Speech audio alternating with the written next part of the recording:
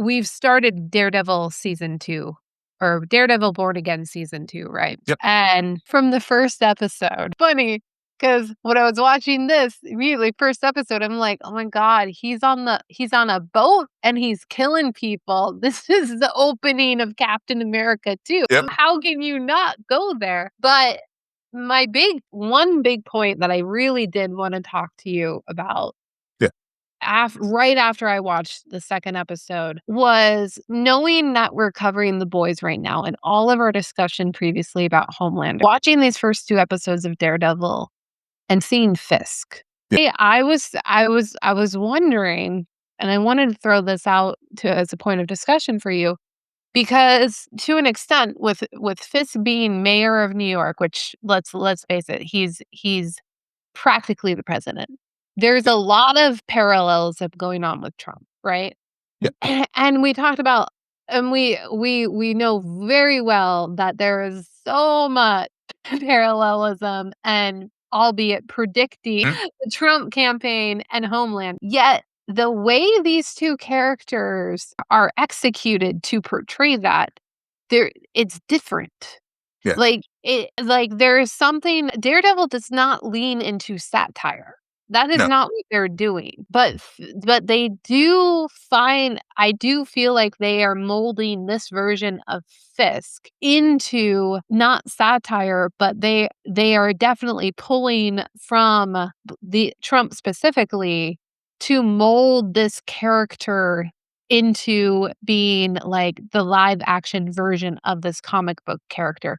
To me, it's coming off as a very different thing, but I didn't know what your take on that was. Yeah. So overall, with respect to Daredevil season Born Again, these first 2 episodes for me, and to answer your question, I feel like they definitely like wanting to go to there as far as using real world things that are happening. Like Uh, ice. Like ice in like in episode 2 where where we see the white tiger and his family and the people getting round up, and even Fisk task force as far as the vigilantes. So they are attacking immigrant communities because, like, for example, with the boat, these folks were from, I guess, Greek immigrants. Can't remember. And so they definitely they're using these themes in the show, but I just feel but I don't know if they're more set pieces for me. They don't feel as like a critique, like Right. that in The Boys it feels like a critique. Here it's atmospherics to show how Fisk is just basically building his empire in the city. He's doing these extrajudicial and unconstitutional things, utilizing the vigilantes as the excuse to be able to consolidate his power. Yeah. Yeah. No, I think you're right. It's not a critique. It's like, no, this is what this character is, and if you put Fisk in charge of the city, this is what will happen. He will then nurture these things, and so he will have this. And considering we watched season 1 play out, it makes all the sense in the world that now the force that started in season 1 has evolved into this bigger thing that is very much familiar to what is going on in the real world in terms of ICE. And but then again, we've just taken a comic book character, put him into a situation and saying like, well, what would he do if he was mayor of New York? Yeah. And because they've been nurturing this character in this story, logically all of his moves made sense.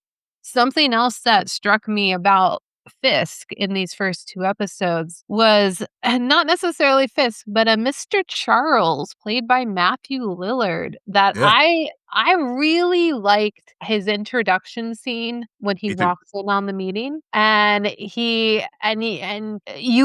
for some reason there's a sense of okay, so this is Fisk's boy, like he's on there's a mutual understanding. Which then, and why it really stood out, is the second scene when he actually, Mr. Charles, sits down to dinner with Fisk and Vanessa, and you're like, "Oh, no." Yeah. Mr. Charles is serving someone else, and he's the middleman here, and Fisk knows this. Whoever Mr. Charles really works for is really behind the scenes and pulling some strings, but and Fisk doesn't like that, but Fisk has to play by that given Yeah. his current situation. So it's a good person, it's a good character put in there Yeah. to also bring forward that looming there's even someone worse than Fisk potentially out there. Even though in terms of Hell's Kitchen, Fisk will always be number 1 Oh, yeah. target. Yeah, I liked the Mr. Charles introduction because did they mention I didn't get a chance to go back and look at the episode again, but did they mention Fontaine, Julie Louis-Dreyfus's character? I feel like Uh, I heard the name Fontaine. I feel yeah, like I heard the name, but and then I was questioning why that sounded so familiar, but you just told me why it would. yeah, because I was just like, because given that Mr. Charles seems to be working for the CIA or some intelligence agency, so that's where I was just like, oh yeah, again to our earlier point about this trying to consolidate power and of course having this boat come into New York and with all these weapons, so he could develop his own little private, more of a private army because he's basically has his task force now to serve in that role. I was wondering, okay, whenever she made the phone call, to your point, who is the person on the end of the line here who is like going to benefit from Fisk doing these, basically taking over the city. Yeah, we shall find out because I do not know the answer to that. I did like in the second episode the whole because you knew that this was going to come up eventually. Fisk knows who Daredevil is. Yeah, yeah, So why not tell everyone? But I really like the twist there because it does make sense that in a way the moment that scene and that first came up about, well, why aren't you're looking for this person, why aren't you unmasking the hero? yeah. And I kept thinking back to the scene in season 1 where they are in the diner Mhm. and they Yep, call truce. yep. And I think if you were to go back to that episode and watch that scene play out, that tells you exactly why even in season 2 he is unwilling to do that. Mhm. Because I think in that moment, and they are both still playing by that rule, like, Daredevil's enemy is Kingpin, and Murdock is just the human underneath. Like, Yeah. Fisk is just a man behind Kingman, and Mhm. so they are putting out the like, they can battle under those names, but they Yeah, they they have a truce as men. yeah, And then it was brought up the whole saving, well, he saved my life, and then but I yep. love the twist, so, like, let's bring that hero home. Yeah, I Like, like that too. you literally sent out an Amber Alert. So, it's such a smart move, and see in the second episode, because I was a little, like, unsure about the first. I think Yeah, the first is it's a solid episode, yeah. however, it falls into a lot of the characteristics that any season opener would be like, "Let's Mhm. check in on every single character, Yeah, and it let's did, yeah. go this remember this." But but in the second episode, I really got an understanding of where we really are in terms of Matt. And it struck me that when I reflect on the first season, we started off very much on this. Matt is not Daredevil. Like what? It took him until episode 4 to put on the mask. Yeah, yeah, It like, he was in totally Matt Murdock for years after Foggy's death. Now in season 2, it's the reverse, yep. where his life as Matt Murdock completely out the window, Yeah, completely like, poor Krista, or yeah, I think yeah, is her yeah, name. yeah, So and yet he has found happiness with Karen, which I don't wanna talk about it, okay? I'm all sure, about you. okay? We're not gonna talk about it, but he's found happiness with her, like, he's in a stable, Yep, yet his job, his legal abilities he can't use right now. He's yeah, literally living in a closet, and he can't put on the mask, but he can't not put on the mask, and he's killing people all over the place, albeit the bad guys, but he's still the whole "I shall not kill," well, that's a bit thrown out the window, you're taking a page from Frank's book.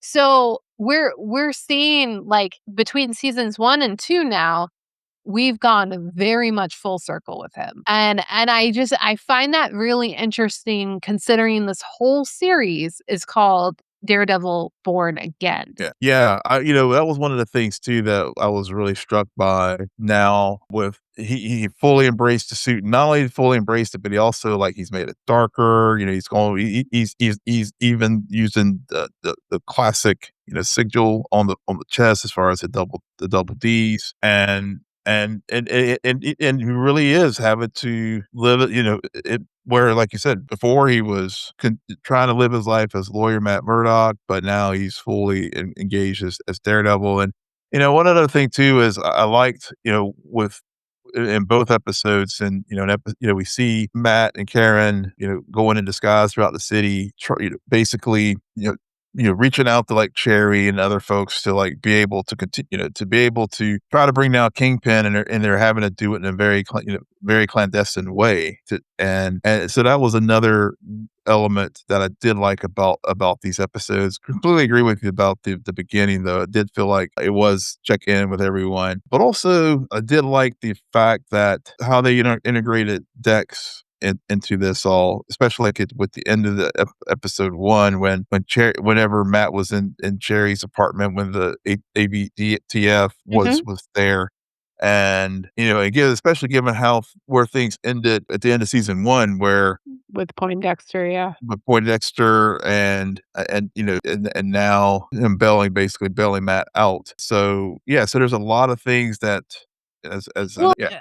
I'm glad you brought that up because you realize more so in these first 2 episodes just how much foundation they actually built in Mhm. season 1 that I Yeah. think got a bit tarnished with how season 1 ended, if I'm gonna be honest. Because it took them for really pointing this out. Yeah, he saved your life, Matt, but he did kill Foggy. I was like, "Oh, yeah, he did Yeah, kill he the Foggy." Foggy, I yeah. know. That's the thing that set this up. But also, there's a reminder in these 2 episodes that, yes, he killed Foggy, but he was ordered to by Vanessa. Yep. And you see him, he's haunting her. So they still are able to, with Kingpin or Fisk and Vanessa, they have very different enemies. Like, I thought it was Yep. made crystal clear in this episode that, yeah, Poindexter is still, like, in the middle, but he is definitely has his sights set on Vanessa. Like, Yeah. he wants revenge on that. Yeah. But also, can we give a shout out to the fight choreographer? Because in these first 2 episodes, the fight sequences just are so good, and, like, they're not as good as, like, real season 1 d of Daredevil on Netflix, Yeah. but I was in that whole sequence with Cherry in the chair. I thought Oh, that yeah. was executed so Yeah. well, Yeah. and there's a it reminded me of season 1 when he first attacks some of the police officers and he, Mhm. like, breaks the Mm. arm and in Mhm. that kitchen, and you're just like, "Yeah, he's blind, but he can fight." You Yeah. It's ridiculous, and I also think that to your point about checking in with people and characters, I even appreciated Mr. Oh my god, who's the vice Yep. Daniel, thank you, I was Daniel gonna or yeah. Oh, he was working with BB Yeah, and yeah. the whole thing. Yeah, Well, yeah. okay. He has an interesting they have a very interesting relationship Yeah. because they are definitely not on the same team, but they're not. Yeah. And that was made very clear to me Yeah. during the whole dinner Yeah. because I don't know if it's an attraction or what it is about these 2 characters because they know. They know at the end of the day, he knows she is the one behind it. He doesn't wanna throw her under the bus. Right, And right. she knows that Fisk is going to kill him at the end of the day Yeah, if something goes sideways. Yet yeah, she still, because of who she is and what Fisk has done to her family, like, she still needs to pursue that. So I found that their moments to also be very, very interesting, yeah, and it goes back to what we were talking about with the boys in terms of you were talking about how you liked more not the Homelander wanting to be God thing storyline, but more of like people's reactions. I felt that way more so about in these episodes about Fisk is Fisk, and yet I still am very amused by people's reactions to him and yeah, people's yeah, moves, like the moments when because they are just as fearful of him as the people in the boys' world are fearful of Homelander. yeah. And yeah, go ahead. No, no, I was just gonna say, I was thinking about that with what you were saying with, like, Daniel and Fisk, and whenever, finding with information on the hard drive as far as the footage from the boat, Yep. and how did it get into the videos, and we do learn that BB is the one who's doing a very spot on, like, imitation or if it is her, of Fisk and Vincent D'Onofrio's portrayal of Fisk, because it was like it was parody videos. It is Uh so Mr. Robot. yeah, it is. It really yes, that's that thank you. I was wondering why it felt so good, and it that is totally like, the whole yeah, Mr. Robot and the whole Jack, yeah, There's a weird darkness to it where yeah, you're like, "Well, this is just anti-Fist, but why does it feel somewhat sinister?" mhm, Same time, yeah, it very creepy. Well, yeah. that's so Mr. Robot.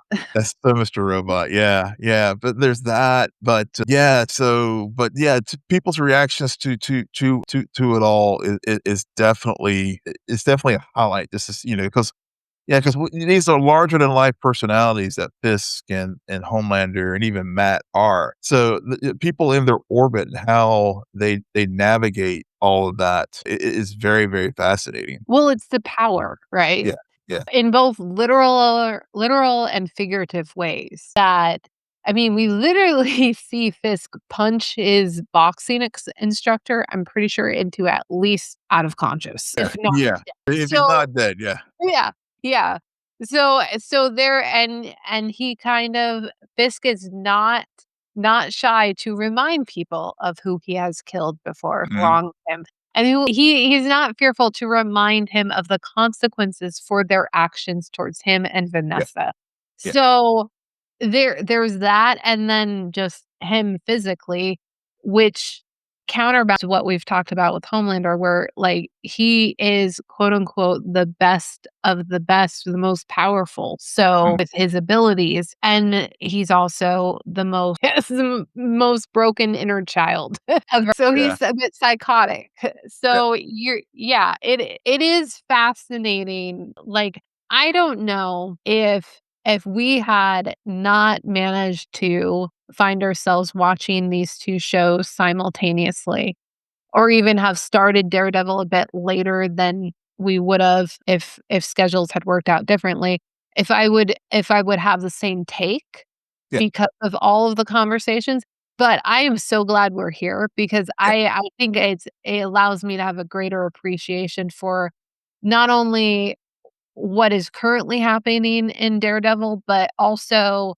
just a reflection on what they did set up in season 1. yeah, yeah, and really, I mean, because as we all know, season 1 was a true, like, mishmash of styles and tones because of all the creative changes that happened behind the scenes, and so but now that they have one voice and one showrunner and creative team, they took the best elements from season 1 and they're carrying it forward, and it's really working really, really to me so far, at least these first 2 episodes, it's working. Yeah, yeah, I was entertained, I really, like, really got, back into this world, and even things like too, like, I know we were just talking about we quickly touched on Matt's girlfriend, not Kristen, but, sure. Heather, yeah, Heather, but then also just her, the elements from season 1 with the whole muse storyline and Yeah. how it broke, how, the impacts of it and also like Swordsman and just sort of seeing, we don't, they didn't really address much about Frank these 2 episodes and him breaking Right. out of the private prison, but, we do still see Swordsman and I just love just the back and forth there, but also, again, as we were just talking about how we started the episode, our discussion here about Daredevil, what Swords, again, battle immigrant community now. In this case, Swordsman is a very affluent one, but again, it's showing the lengths that Fisk will go to put the vigilantes away. Yeah, yeah. And how events of the first season have been manipulated Yeah, to put characters like Heather, for an example, to suddenly start to erase her good notes and mhm, yeah, rewrite the conversation and rewrite the diagnosis. It's like these characters get put into these situations to make these choices, not just because Fisk is laying out consequences, but be also because of events in season 1 push them to make certain choices. yeah, And we very much still see, as you pointed out, Heather still suffers from PTSD with her attack by Muse, mhm, very much like how Vanessa is suffering through somewhat of PTSD, guilt trip, knowing that there is somebody who literally is going to go after her because she did them wrong. Like, they're yeah, not after her husband. It's very different. Like, Vanessa feels because she took up that mantle and made choices and got onto people's bad terms and did what she had to do, she's now also suffering consequences. yeah, And as we've discussed in not in terms of this show, but in other shows, some of the best episodes and moments in television are when characters face the consequences of their actions. yep, And those consequences aren't just brushed to the side. yeah. So yeah, it's a strong start for season 2, and I just hope that it can be consistent this season. So on that note, Will, why don't you tell our listeners where they can find you? Yes, you can find me on all the socials at Will M. Polk, WILLMPOLK. And you can find me there too at SJ Belmont, SJBLMONT. Please follow our crew on X, formerly known as Twitter, at Scene and Nerd, on Blue Sky. Friend us on Facebook, follow us on Instagram and Threads at Scene and Nerd, and visit our website, www.sceneandnerdpodcast.com. But most importantly, rate, follow, and comment on Apple Podcasts, Spotify, YouTube, or wherever you get your podcasts. Good night, Geek Out. You're welcome.